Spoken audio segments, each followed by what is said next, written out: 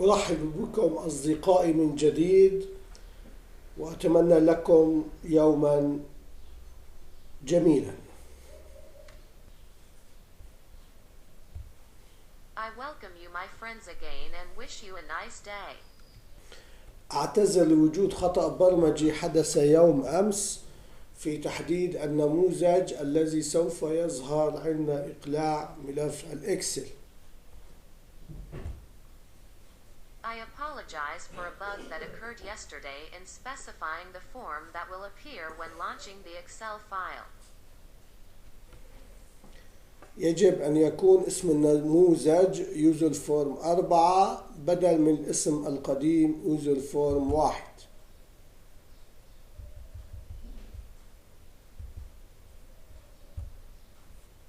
The name of the form should be user form 4 instead of the name user form 1. اليوم سنغير من خاصية النموذج الرئيسي لكي يأخذ أبعاد تغطي أبعاد الشاشة. Today we will change the main form property in order to take dimensions that cover the screen dimensions.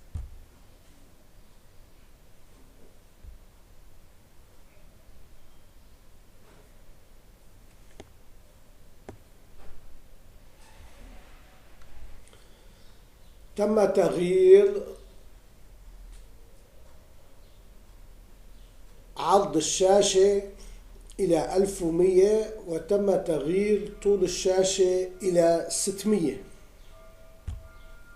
Screen width changed to 1100 and screen height changed to 600.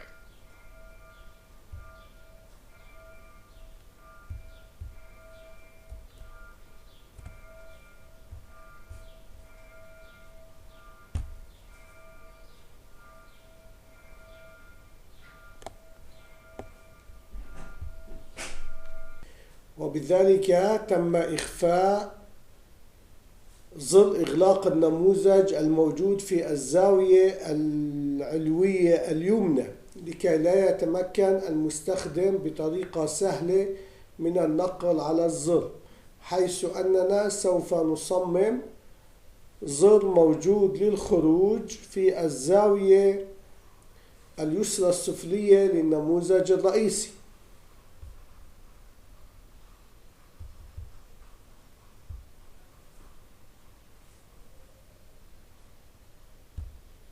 Thus, the close button of the form in the upper right corner has been hidden so that the user cannot easily click the button, as we will design a button to exit the program located in the lower left corner of the main form.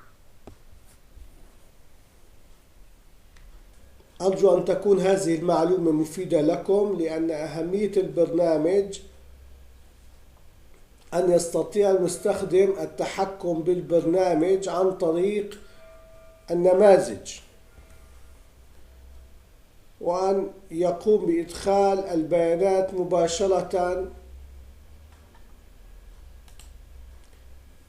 عن طريق خلايا الإكسل.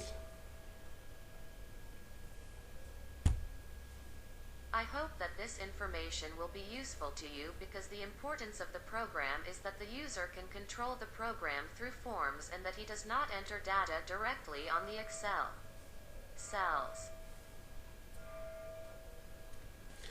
نلتقي غدا إن شاء الله أصدقائي مع معلومة جديدة.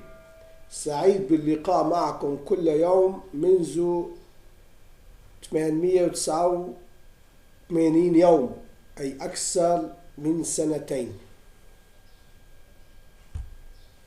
We meet tomorrow, God willing, my friends. What is new information? Happy to meet with you every day since 889 days, more than 2 years.